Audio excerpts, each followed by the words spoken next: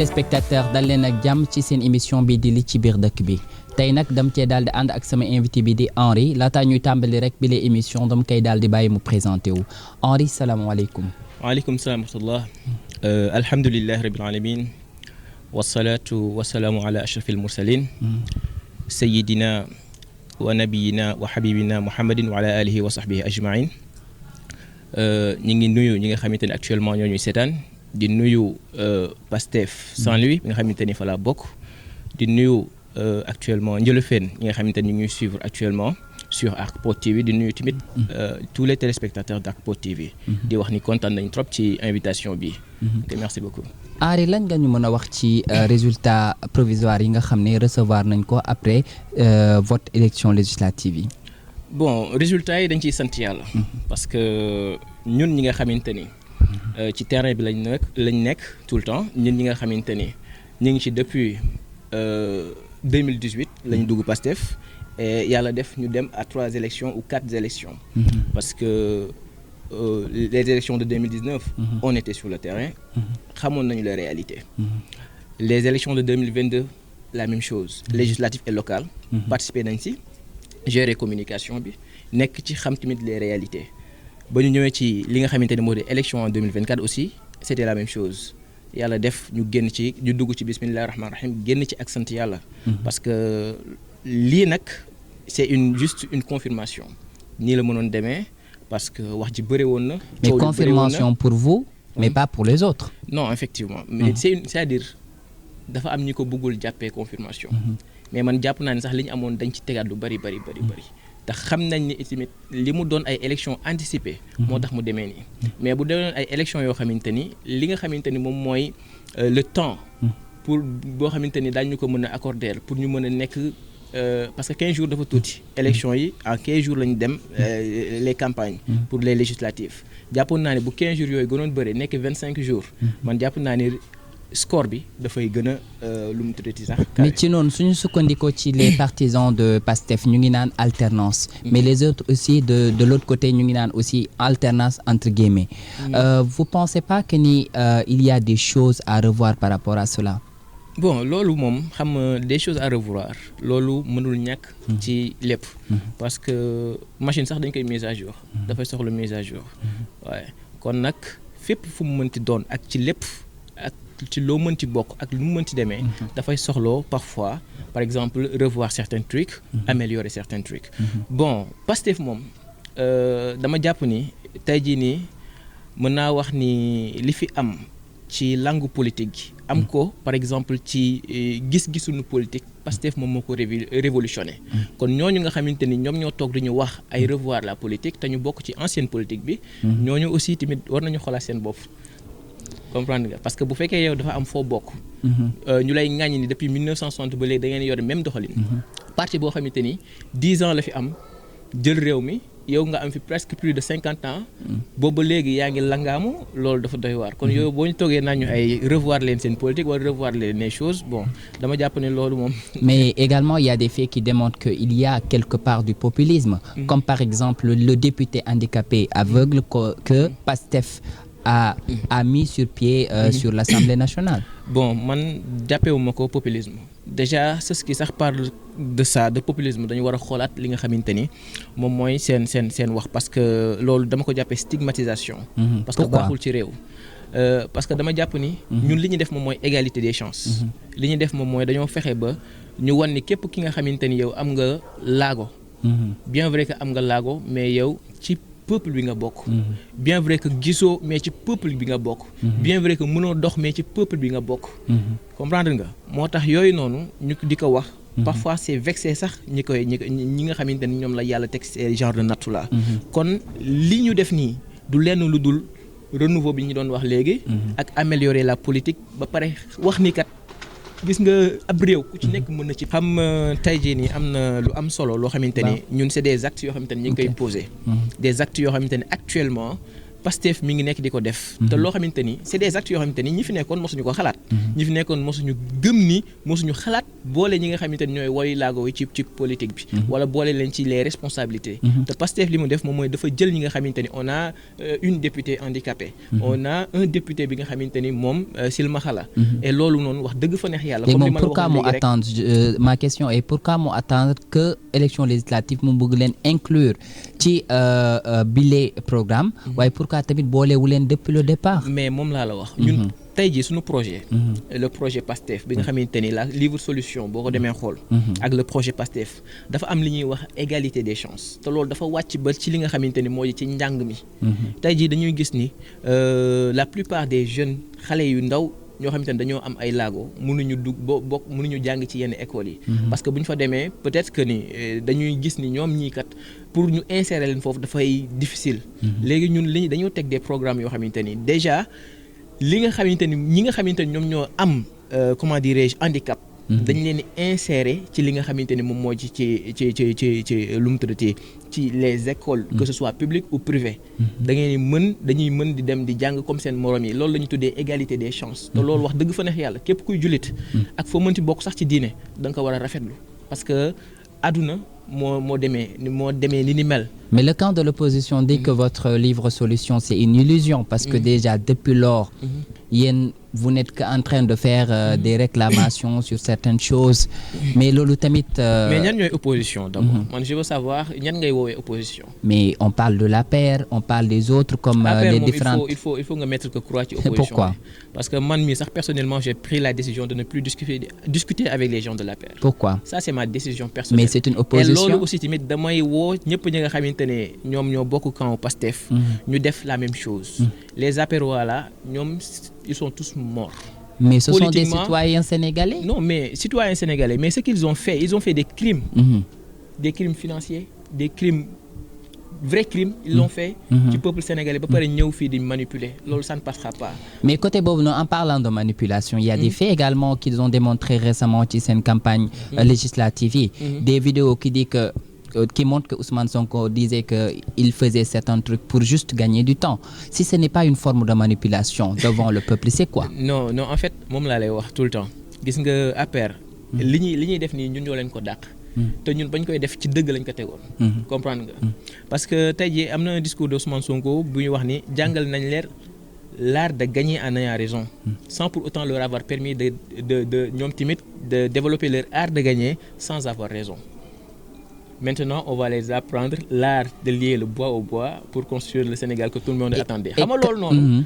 loolu dafa am lu bëri lu mu leen di wax. lu mu leen di jàngal te loolu ñoom dañu war dem déglu ko pour gëstu ko. parce que le président Ousmane Sonko bu fekkee dafa ni man mii kat loolu bi nga ko waxee ba léegi discours bi ngay wax nii. nga ni APR ñoom nee nañ da doon tappale. moom bi nga ko waxee ba mu nekkee fële na le Arena Dakar Arena. parce que dafa ni à chaque fois bu ma xamee ni ñoom ñii kat. seen ay pexe moom mooy yàq li nga xamante ni par exemple lié nos dossiers rek man damay faire rechute. mais loolu tamit tax na yenn jeunes yi tamit delluwaat nañu ginnaaw par rapport à cela. non il y a pas de jeunes yu dellu ginnaaw fii. au contraire c'est des jeunes qui s'ajoutent chaque jour. man mii mën naa la ci wax lu bari. gis nga tey jii nii Pastef moom laa lay wax. c'est pas un parti politique. Pastef idéologie la. Pastef dafa nekk loo xamante ni c'est autre chose. moo tax tey jii nii ñun ñi ci nekk parfois dañuy waxee aal sax. parce que gëm-gëm gi ñu am. ci développer Sénégal mais Pastef ce n'est pas tout rose. parce que Pastef aussi il a des défis. Pastef aussi am na ay problèmes mais aux yeux de tous ils pensent que Pastef c'est un mouvement politique bi nga xam ne tout est parfait. effectivement xam nga Pastef tey ñii ñun suñu problème kese benn problème la ñu am. moom mooy. bëgg Sénégal ak defar Sénégal. ñun suñu xuloowee rek nan la ñuy fexe ba Sénégal baax la. suñu xuloowee nan la ñuy fexe ba Sénégal avancé la. suñu xuloowee nan la ñuy fexe ba Sénégal jëm ca kanam. loolu kese moom mooy doon suñu xuloo. ñun xuloowuñu ci ay poste xuloowuñu ci ay sàccum xaalis sàccum milliards. xuloowuñu ci par exemple ay privilèges yoo xamante ne état bi moo ñu koy jox. kon ñun loolu rek sant yàlla la. au contraire ñi nga xamante ne ñoom ñoo fi nekkoon pendant 12 ans defuñu lu dul ngacc population bi rey leen sàcc leen yàq li nga xamante ni moom moo di Sénégal. Actuellement nag ils n'ont plus rien à dire. Donc pour toi ils ont fait des usurpations de fonds. mais xam nga tey jii nii. moom laa lay wax rek. gis nga actuellement gis nga APR. ces gens là. man su ma bokkoon APR. man je vais quitter définitivement les plateaux. dootuma waxati parce que on vous a donné la chance de par exemple de développer ce pays pendant 12 ans. Vous n'avez rien du tout fait. Mais qu'en est-il des licenciements qui ont été faits récemment au niveau du port? Ces jeunes-là qui travaillaient pour aider leur famille. Qu'en est-il également ces pères de famille également qui ont quitté leur travail à cause de ces formes de licenciement? Bon, loolu tamit c'est un problème. En fait, xam nga man je suis parfaitement d'accord. Parce que quand on parle de père de famille, c'est un peu sensible. Mais pardon, dafa am une réalité boo xamante ni bu ñu ko fàtte. Parce que tey jii nii ñun ñëpp nañoo gis ni APR ba nga xamante ni ñoom ba mu leen leeree. Parce que daf leen yéex a leer ni que ni ils vont perdre le pouvoir. da leen yéex a leer. mais ba mu leen leeree que ni dañuy perdre pouvoir bi dañoo def benn profito fexe ba jël ay nit dugal leen ci li nga xamante ni moo di ci bërëbu liggéeyukaay yëpp. chargé leen fa. mën naa wax sax comme ni ñuy chargé seen kaar yi di leen yóbbu ay stade bu fekkee mi kii dafa am Macky Sall dafa war a ñëw noonu lañu chargé seen kaar yi yóbbu leen ci poste yi feesal leen ci poste yëpp. jusqu'à ce que nga xamante ni ñoom xam nañ dañuy perdre pouvoir mais dañuy caser seen ay nit. loolu xam nga tey jii nii boo ko defee. kii ñëw gis ni dafa am surcharge. ci li nga xamante ni moom moo di ci administration. mais dockers yi tamit les dockers. ils n'ont rien à voir avec tout ça. mais moom laa la wax rek c'est un système la boo xamante ni APR daf ko def. pour nërmeel li nga xamante ni moom mooy suñu gouvernement. comprendre nga mais ñun nag suñu devoir ak suñu rôle moom mooy que ni. on les licencié wu leen parce que dañ leen bañ wala parce que APR la ñu bokk wala quoi que ce soit dañ leen licencié parce que dañoo jaar ci yoon dañoo def yoon dañoo dëggal yoon c'est uniquement ça parce que on peut pas surcharger l'administration ba pare teg loolu noonu paiement yeeg salaire yëpp ñu bëgg ko teg ci ndoddu état loolu je pense que ni loolu moom c'est pas logique. te aussi la jeunesse dit quelque part que ils ne sont pas satisfaits de certains faits yi nga xam ne tey état actuel ñu ngi koy dëgmal parce que déjà il n'y a pas d'insertion professionnelle l'emploi n'est pas là il y a toujours le chômage et déjà la question de l'immigration clandestine est toujours d'actualité. Effectivement. yow lan mooy sa gis-gis par rapport à cela? Bon man moom la première chose que je vais dire moom mooy que ni nous sommes à 8 mois de gouvernance et à 8 mois de gouvernance déjà yow gis nga li nga xamante ni ñu ngi koy jot a def peut-être les nihilistes ak ñi nga xamante ni sont aveugles et ils ne veulent rien voir xam nga nul n'est plus aveugle que celui qui ne veut pas voir ñi nga xamante ni les résultats yi nga xamante ni teg nañ ko actuellement ci kaw table bi te loolu wax dëgg fa neex yàlla ñi bëgg Sénégal d'accord nañ ci des résultats rupture yi nga xamante ni wax nañ ko man nag dafa am loo xamante ni il faut ma wax ko et ça me tient à cœur moom mooy la jeunesse tey jii nii yàlla dafa def nii Sénégal moom moo am une meilleure jeunesse man de l'univers sax laay wax waaw du monde. mais pourquoi ils sont restés en derrière? non la jeunesse est-ce que xam nga ni tey jii nii fi nga xamante ni sunu parents yi dañ fa échoué. sunu maam yi échoué. tey jii la jeunesse a réussi cela. moom mooy cette rupture là la jeunesse daf ko imposer daf ko foqati. parce que tey jii nii moom laa la wax jeunesse bu jàmbaar la ñu am. jeunesse bu bëgg réewam la ñu am. jeunesse bu jël ses responsabilités ak ses ay matukaayam la ñu am. parce que tey jii mën nañu wax ni au Sénégal demoon nañ toll ci guddi yoo xamante ni jeunesse bi moom moo yéegalaat li nga xamante ni moom moo di jàmm ji fi am tey jii jeunesse bi moom moo ko fight def ci deretam def ci ñaqam ñàkk ci bëtam ñi ñàkk ci seen tànk ñi ñàkk ci seen lu nekk ba lii nga xamante ni taxaw tey jii mën taxaw kon gàcce ngaalaama cette jeunesse là et tey jii nii ba ma gisee les images du port de Ndayane nga gis des centaines de jeunes yoo xamante ni dañu demoon pour déposer seen ay CV dem jël seen nga gis ni CV yi tellement que dañoo bëre ba gars yi dañ ko doon def ci ay poubelles pour comment récupération bi mën a gaaw loolu c'est des images yoo xamante ni képp koo xamante ni wax dëgg fa neex yàlla xam naa ne le président mais de la sur cela République... est-ce que ce n'est pas une forme pour les attirer plus davantage? Non, je veux dire parce que boo xoolee tous ces jeunes là on peut pas les recruter c'est impossible c'est quasi impossible parce que tey jii loolu est-ce que du di leen di nax rek pour wane ne carrément il y a un système quelque part. xam nga tey jii nii boo gisee ces images et man j'en suis sûr et certain que ni le président de la République Bassirou Diomaye Faye gis na ko et son premier ministre président Ousmane Sonko gis nañu li nga xamante ni moom mooy ces images là te xam naa ni seen xol tey jii nii tooy na ci ces images là man j'en sais quelque chose parce que man mii rek ba ma ko gisee wax dëgg fa neex yàlla ça m'a frappé loolu li muy wane ni moom mooy cette jeunesse dañoo am yaakaar ci ñoom am espoir ci ñoom et ce fameux discours du président Ousmane Sonko ba muy wax ni à cette jeunesse je rappelle ce qui nous lie mu ni parce que tout le monde sait qu'il y a un lien particulier entre nous et la jeunesse. Mais est-ce que seulement un discours? Attendez, seulement. Mais ce discours-là, est-ce qu'un seul discours peut gérer la situation actuelle du pays? Est-ce que xam nga ni ce discours-là xam nga ni discours ça motive, ça oriente. tey boo xoolee ci discours boobu noonu Macky Sall ci ginnaaw boo xoolee tey jii balaa moo falu mu nekk président en 2012 il avait tenu un discours bi nga xam ne tey jeunesse bi moom moo ko fal. xam nga tey le discours il faut que man ma wax la le discours au complet après ma wax la lan moo làqu ci ginnaaw discours bi xam nga dafa ni je rappelle ce qui nous lie mu ne parce que tout le monde sait qu'il y a un lien particulier entre nous et la jeunesse mu ne ce qui nous lie c'est l'idéal d'une société juste dont les ressources et les richesses seront partagées équitablement et où toutes les chances seront égales parce que tey jii nii ñun xam nañ ni les ressources et les richesses actuellement ñu ngi koy réorienter ci li nga xamante ni moom moo. mais est-ce qu'ils peuvent être équitables. mais xam nga tey jii nii équilibre bi mënul am automatiquement. mais processus la ñun ci lépp li Pastef processus la teg pour jël nguur gi. lu nekk daj nañ ko 2014 2017 ñu dem assemblée 2018. ñu dem comment dirais-je ñu am suñu ay parrainage 2019 ñu participer suñu première élection présidentielle 2022 ñu génn créer suñu Yewwi Askan Wi. maye ay député tey ñu nanguwaat suñu ay député Pastef lépp processus la. mais également la jeunesse quelque part kenn mënu leen comprendre parce que dañuy bëgg lépp sotti. ces images pooru Ndayane bi boo ko gisee. nee naa la ku ko gis sa yaram daw na. mais dafa am tamit benn message bu làq ci ginnaaw ces images là. lequel moom mooy que volonté bi ak bëgg ak gëm-gëm gi jeunesse bi am ci réew mi ak bëgg bi ñu bëgg liggéey. jeunesse Sénégal kese ngay gis liggéey jaral leen jël ay gaal dem xaru ji dem du sax xaru. mais jihad la man loolu laa ko jàppee. ñi koy tuddee xaru peut-être dañoo xamul. même le prophète dafa immigré.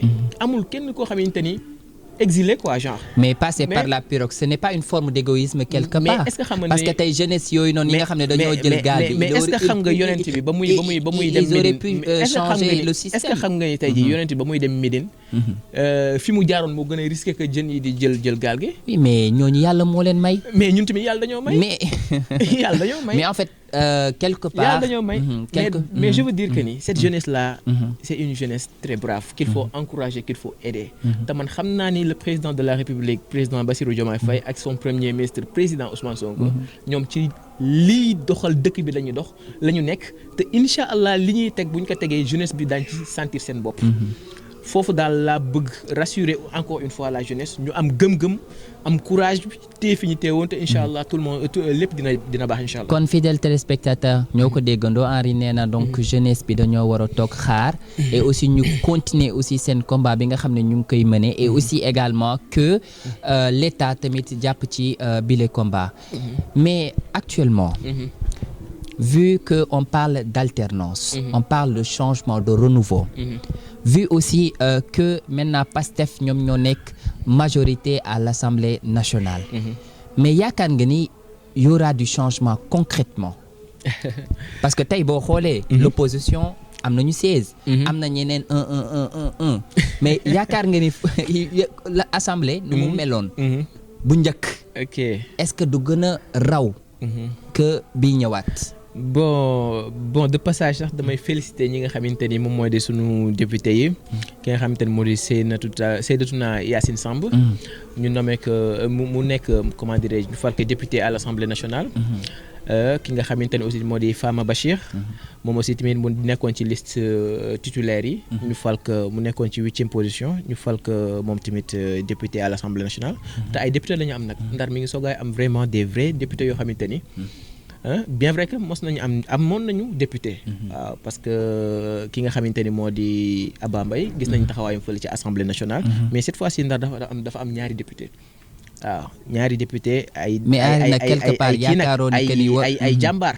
mais yaakaaroon ni quelque part daañu taxawal Saint-Louis daañu liggéeyal Saint-Louis daañu def seen mieux pour lépp li nga xamante ne ay mbébétu Saint-Louisiens yi la. ñu yóbbu ko à l'Assemblée nationale incha allah. mais yaakaaroon ni quelque part que war nañu xoolaat. taxawaayu.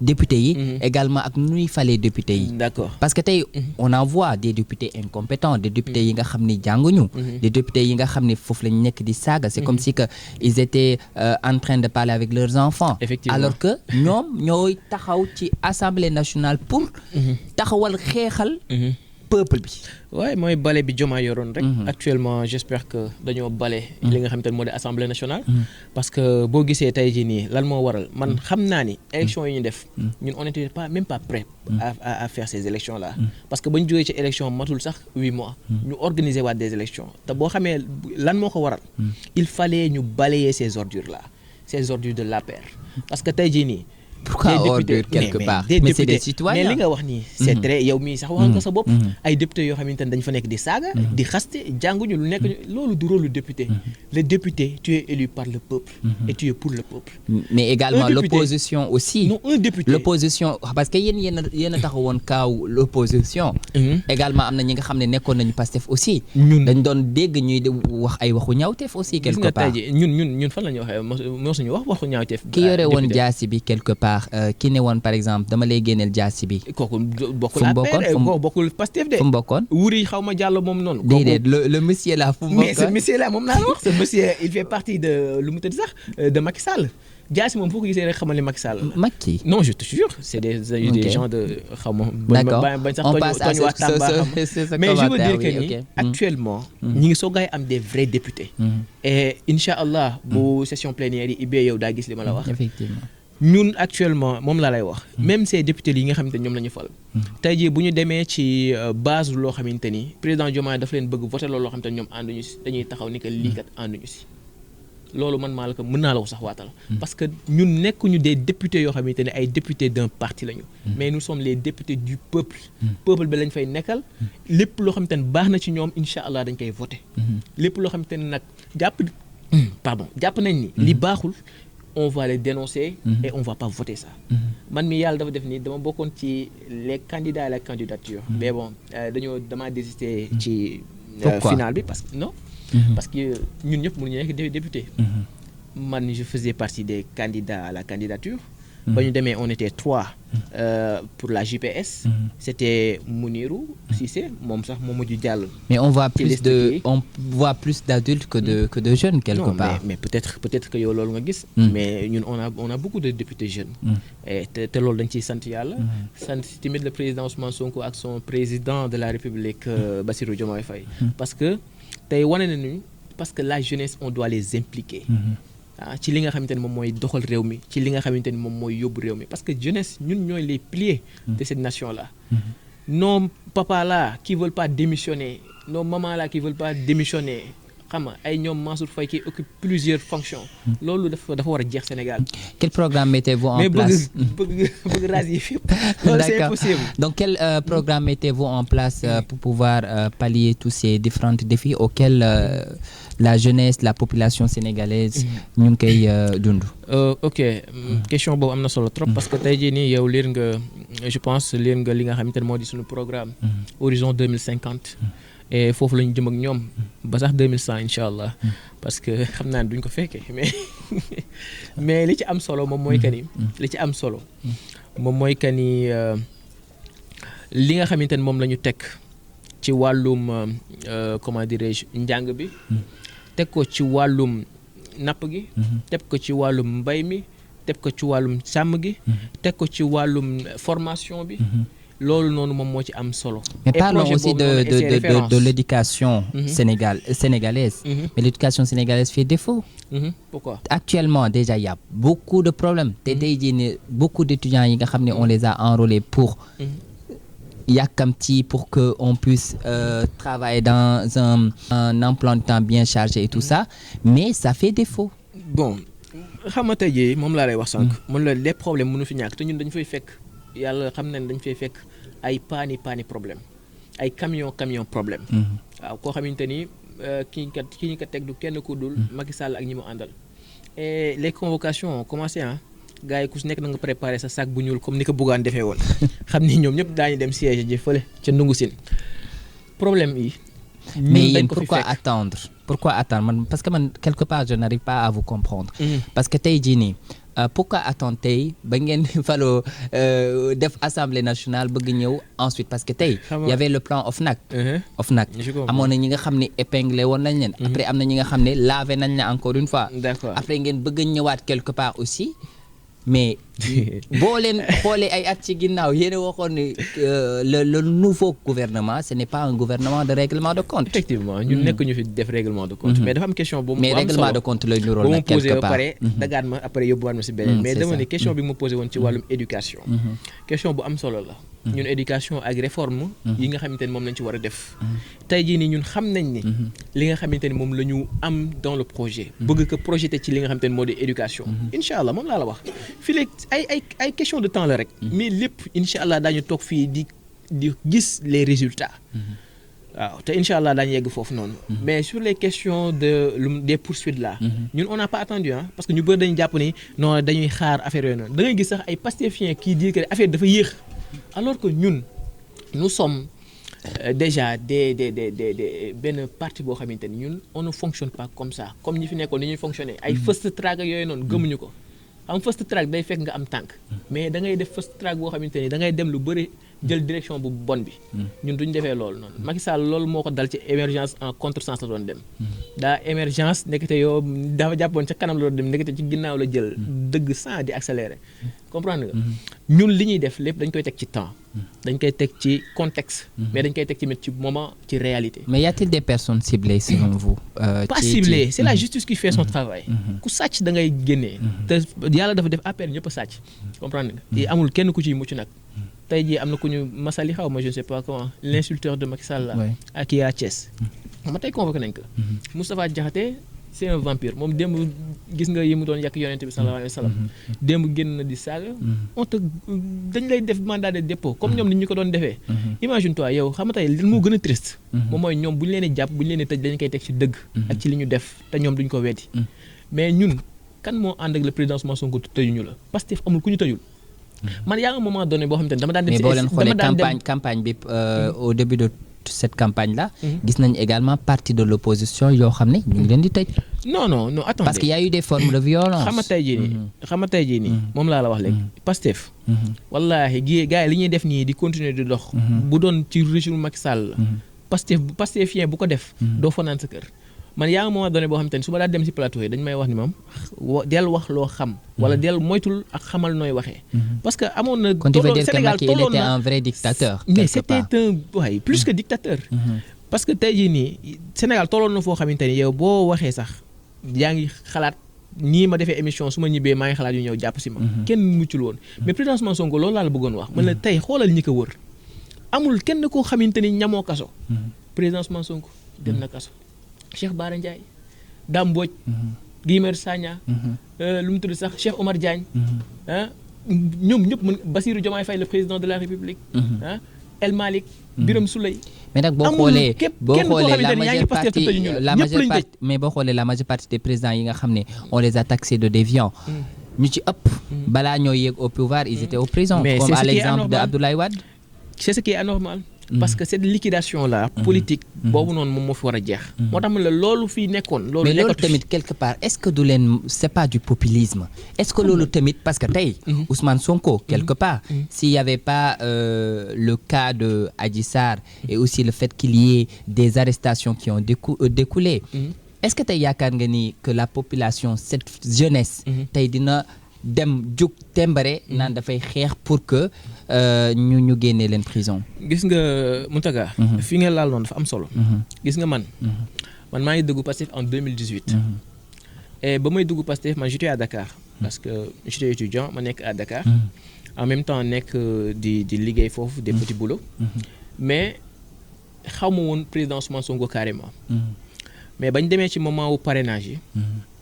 ci laa doon sax man parce que man je savais que ni Macky Sall il foutait rien de bon ngeen baal ma ci kàddu gi et mosuma ànd ak moom et dama gis ni xam ne kii du liggéeykat ci laa sax xalaat Karim Wade ni moom au moins peut-être que mën na def dara mais Karim yambar la mosul ñëw mais bis bu ma doon am ku ma waxoon sama benn frère mënu ma yow xam nga Sonko mu ne ko xaw ma ko de mënu ma demal nga découvrir que nga ñëwaat wax ak man wallahi le jour là j'ai passé toute la journée di gëstu président Ousmane Sonko mais bu ma ko gëstoo dama mel na man dañ maa beesalaat. parce que je me suis dit que ni man c'est le gars que je cherchais. c'est le gars qu'il nous faut ici au Sénégal pour changer tout. En 2018 là ba ma ñibbisee à Saint-Louis automatiquement je me suis déguisé en Pastef pur et dur commencer le combat te xaw ma woon sax fu siège Pastef nekk. di liggéey ba dugg ci benn kër koo xamante ni moom Pastef la bokk mun ma foo jógee siège ba.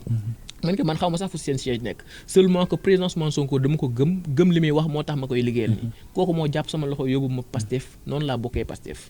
moo tax parfois quand je vois certains pastéfiens xam nga di dénigrer wala di attaquer wala def dañu xamul ku ci nekk lan moo waral sa engagement ba nga dugg bi mais concernant également ci mais li nga wax noonu dafa am solo tey jii nii gis nga ndaw ñëpp même réaction la ñu am que man mooy ba ñu déggee président Ousmane Sonko dañoo dégg sànq maa lay wax un discours discours ça motive ça réoriente te le discours du président Ousmane Sonko ça nous a motivé ça nous a réorienté ba pare dafa def ñu gën a bëgg politique parce que politique ñëpp a ci désolé woon mais ba président Ousmane Sonko xewee dañoo gis ni kat vraiment politique wax dëgg fa neex yàlla on a encore amaan nañu espoir looloo tax ñëpp la ngaamu ci moom looloo tax ñëpp ànd ak moom seulement aussi tamit les visionnaires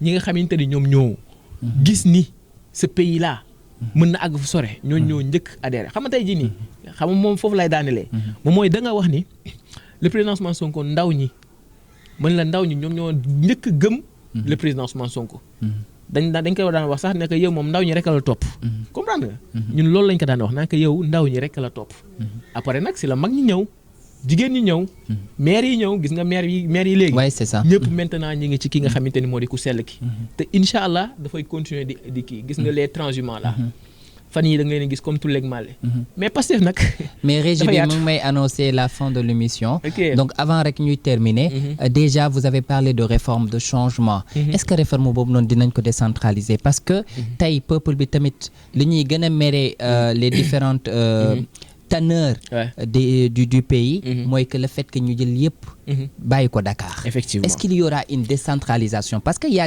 certaines régions qui sont mises en rade mais est-ce qu'il y aura un changement encore une fois man dama lay féliciter quoi parce que li ngay def nii nice na mais li nga wax ni aussi tamit dafa am solo xam nga tey jii nii man je suis de Saint-Louis et je vois beaucoup de mes amis yoo xamante ni Saint-Louis lañu dëkk mais malheureusement da nga leen a gis dañuy migrer ci yeneen villes yi pour wuti liggéey et wax dëgg fi neex yàlla loolu c'est vraiment dommage et c'est catastrophique te loolu gars dañ ci war def taxaw seddu lan moo tax Ndar avec potentiel yi mu am yëpp c'est ça amul benn jeune bu fiy des amul benn jeune bu fi am yaakaar Ndar ci wàllum napp ñu mën a am des usines ici yoo xamante ne dañuy def ay transformation halieutique ak yeneen ci wàllum sàmm gi ci wàllum bay bi ci wàllum tourisme Ndar li mu mën a def ak li mu mën a contenir loolu yëpp ñu bàyyi ko fi dem Dakar wala dem feneen ak feneen di ko fa wuti loolu lan la nga yaakaar du lenn lu dul am ay njiit yu incompétent ak des njiit sans vision tey jii Mansour Faye moom lay wax toujours ku ko gën a gàtt xam-xam amul ci yàlla sàkku ko Mansour Faye tey jii nii si en tant que maire man li ma koy tuddee sax moom mooy ay maireu Lamp la ay maireu Guirlande ay maireu 31 décembre mu taal pont bi ak fay pont bi yooyu man daal comme kuy liggéeyee Sénélec quoi mais vision yéen nag yéen waa Pastef dañ leen di balaamee quelque part yéen da ngeen di défante rek non mais gars yi bu ñu defantewul ak ñoom ñoo je te jure Sénégal du survivre mais est-ce que loolu tamit il fallait ñu defante ak ñoom pour Sénégal survivre est-ce que aussi les détails quelque part non c'est pas des détails mais ñun lu ñu def rek c'est parce que loolu noonu lu am solo la et Mansour Faye moom nag man je ne pense même pas dina continuer lu mu tudd sax moo di kiiwam bi mairie bi ba élection yi c'est en 2027 je pense mais je pense kon da ngeen koy fokkati da ngeen fokkati siège pas fokkati mais am na ñoo xamante ne dañu continuer seen gouvernance parce que Mansour Faye li mu def yëpp ci tuuxi duuna ci njombe man je pense que ni fii léegi quelques mois nii rek Mansour Faye délégation spéciale mooy ñëw gérer mairie bi mais dootul nekk Mansour Faye parce que moom li mu def c'est trop grave te moom xam na ko gis nga que léegi ni muy maigrir léegi xel bi dalatul quoi karaw gi dem na. c'est toi qui le dis. non je te jure non c'est toi qui le dis. je te jure Mansour Faye fu mu toog mi ngi naju. et je pense que ni xam naa ne du yàggati dara léegi mu bon. donc Henri vraiment le débat était vraiment pertinent était très riche également li ñu naan toujours lu neex du doy. lan ngay tàggatoo ak fidèles téléspectateurs yi nga xam ne ñu ngi lay seetaan. ok Mountaga merci beaucoup. bon di wax ni rek ni actuellement di gën a ñaaxaat sama génération bi nga xamante ni moom ñoom laa tollool ñu nekk meilleure génération au Sénégal man loolu noonu wax dëgg fa neex dama koy ndamoo parce que c'est une génération qui a su prendre ses responsabilités joxe deret joxe bët joxe loxo joxe damm lépp def nañ ko dem prison pour que Sénégal jubbantiku. lan ngay ñaax état aussi. état mu gën a gëstuwaat ndaw ñi gën a surtout man même état sax dafa sori mais je parle de ñi nga xamante ni ñoom ñoo fi nekk mooy les ministres les DG ñu gën a timit bàyyiwaat xel ndaw ñi gën leen gëm aussi bu ñu xeeb cette jeunesse là wallahi bu ñu xeeb cette jeunesse gis nga cette jeunesse là ñoom ñoo jël seen engagement ba ka kenn jëlulee ñoom ñoo taxaw ba kenn nangulee taxaw ñoom ñoo réorienté waat réajusté waat li nga xamante ne moom moo di chaos bi naroon am Sénégal ñoom ñoo faire face ba tey jii nii lii mën a nekk yow nga nekk DG wala nga nekk ministre mën nekk tey jii nii kon bu ñu leen xeeb ci benn côté nag ñi nekk ci nga xamante ne ci cadre digital yi ñi nekk ci cadre presse yi nañ leen gën a dooleel ñi nekk ci cadre comment dirais-je entrepreneuriat nañ leen gën a dooleel na état fexe ba affaire yi accessible à la jeunesse les financements la formation yooyu il faut que waratul jafe pour la jeunesse te loolu man je pense que ni président Bassirou Diomaye Faye ak son premier ministre président Ousmane Sonko daañ ci jël ay matukaay surtout tey bu ñu gisee li nga xamante ni mooy li xew à Ndayane tous les jeunes qui viennent de partout au Sénégal pour déposer des CV pour rek mën am liggéey man jàpp naa ni ces genres de recrutement yooyu noonu dañ ko gën a élargir partout ci territoire bi ba ñëpp mën ci am accès incha allah. Merci beaucoup Henri d'avoir répondu à notre invitation di la jaajëfal aussi pour ces belles leçons yi nga xam ne tu l'adresses à la jeunesse également di espérer que ce message ira droit à l'état également que jeunesse bi yëpp dinañ ci jot waaye aussi di remercier samay techniciens yi nga xam ne ñoo jàpp ci bile émission di jaajëfal aussi samay fidèles téléspectateurs di safo di seetaan toujours cette émission di leen jox dig daje ci beneen rubrique dans votre émission li ci biir dëkk bi à la prochaine.